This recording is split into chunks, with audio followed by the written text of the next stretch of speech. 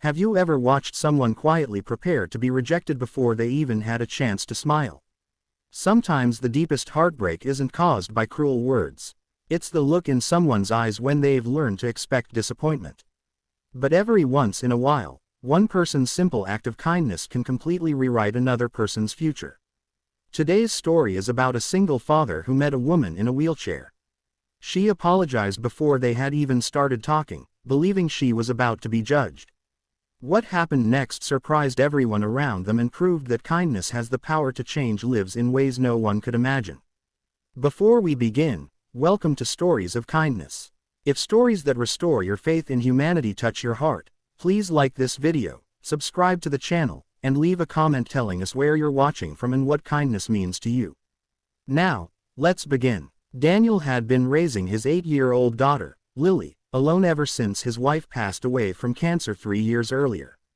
Every day felt like a balancing act between work, parenting, cooking, helping with homework, and trying to keep a smile on his face for Lily. Some nights, after she fell asleep, he quietly sat in the living room wondering if life would ever feel whole again. One Saturday afternoon, Lily begged him to take her to the community park because a local music festival was happening there. Daniel almost said no because he was exhausted, but he couldn't resist the excitement on his daughter's face. The park was filled with families, food trucks, children laughing, and musicians playing cheerful songs. For the first time in weeks, Daniel felt his shoulders relax. While Lily ran toward a face painting booth with another little girl she had just met, Daniel stood nearby watching carefully. That's when he noticed a young woman sitting alone in a wheelchair near the edge of the park. She held a cup of coffee in one hand and a sketchbook in the other. She seemed interested in the festival, but she stayed away from the crowd as if she didn't want to be in anyone's way. A sudden gust of wind scattered several pages from her sketchbook across the grass. Without thinking, Daniel ran to catch them before they blew into a nearby fountain. As he handed the drawings back, the woman gave him a nervous smile. "I'm sorry," she said quietly. "I'm in a wheelchair. I can't chase them." Daniel looked at her for a moment, confused. Then he smiled warmly. "You don't have to apologize for that."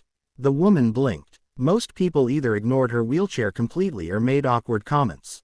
But Daniel simply handed her the papers as though nothing about the moment was unusual.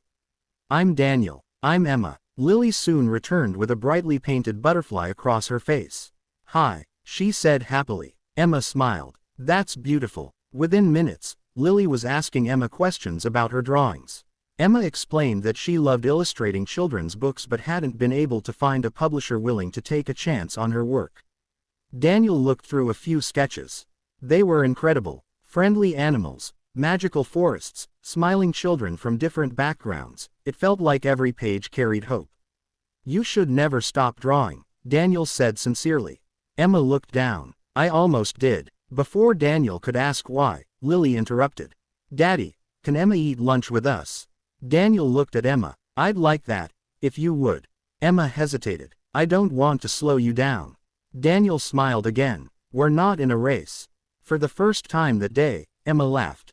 They spent nearly 2 hours together sharing sandwiches, listening to music, and watching children dance in front of the stage. Daniel noticed that Emma constantly worried about being a burden. Whenever someone offered help, she apologized.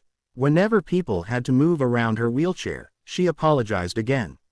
It broke his heart. As they prepared to leave, Daniel asked if she would like to meet again sometime. Emma looked genuinely surprised. "You mean, as friends?" Daniel smiled. "I mean however life decides."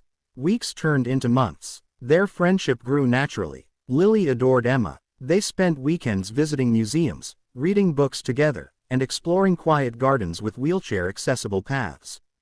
Daniel never treated Emma differently. If she needed assistance, he simply asked. If she didn't, he respected that. For Emma, it was something she had rarely experienced. One evening, she finally shared her story. 5 years earlier, a drunk driver had crashed into her car. She survived. Her fiancé walked away a few months later, saying he couldn't handle that kind of future. Several friends slowly disappeared. Job interviews ended the moment employers noticed her wheelchair. Dating became almost impossible. Some men pitied her, others ignored her. Many assumed her disability defined everything about her. So eventually, Emma admitted, I started apologizing before anyone else could reject me. Daniel felt tears fill his eyes. You never needed to apologize. Months later, Daniel invited Emma to Lily's school family picnic. Emma worried parents would stare. Instead, Lily proudly introduced her to everyone. This is my friend Emma. She draws the coolest pictures ever. Children gathered around Emma asking her to draw dragons, puppies, princesses, and superheroes. Within an hour, she had a crowd of smiling kids surrounding her wheelchair. Parents began asking if she taught art classes. One mother happened to own a small independent publishing company specializing in children's books. She asked if Emma had ever considered publishing her illustrations. Emma nearly cried. I've dreamed about it. A meeting was arranged the following week. 3 months later, Emma signed her very first publishing contract. When she received the news, the first people she called were Daniel and Lily. Her first book became a modest success. Teachers loved its message about courage. Parents praised its beautiful artwork. Children adored the colorful animal characters. Emma finally believed that her dreams still mattered. As her confidence returned, so did something she thought she had lost forever.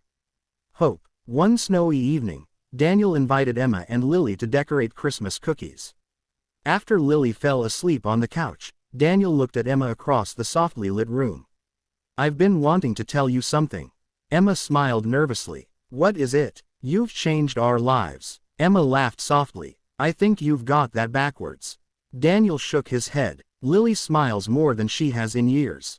I smile more too. Emma looked away. I was so scared to meet people again.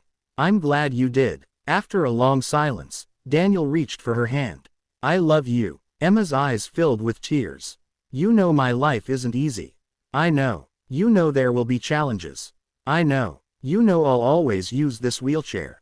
Daniel smiled gently. I fell in love with you, not the chair. Emma cried openly as she squeezed his hand. A year later, friends and family gathered in the same community park where they had first met. The music festival was happening again. This time, Emma wasn't sitting alone at the edge. She stood, supported briefly with special braces during the ceremony, not because she had to, but because she wanted to exchange wedding vows eye to eye with Daniel before happily returning to the wheelchair that had never limited the size of her heart. Lily carried flowers down the aisle with the biggest smile anyone had ever seen. When the minister asked if Daniel accepted Emma exactly as she was, he answered without hesitation. I've loved her exactly as she is from the very beginning. Many guests wiped away tears.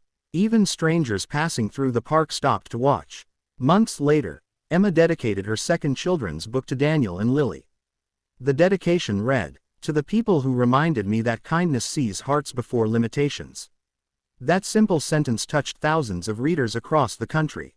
Letters poured in from families raising children with disabilities, from single parents, and from people who had almost given up on finding acceptance. Emma answered as many letters as she could. She always ended them with the same reminder. The world changes one kind person at a time.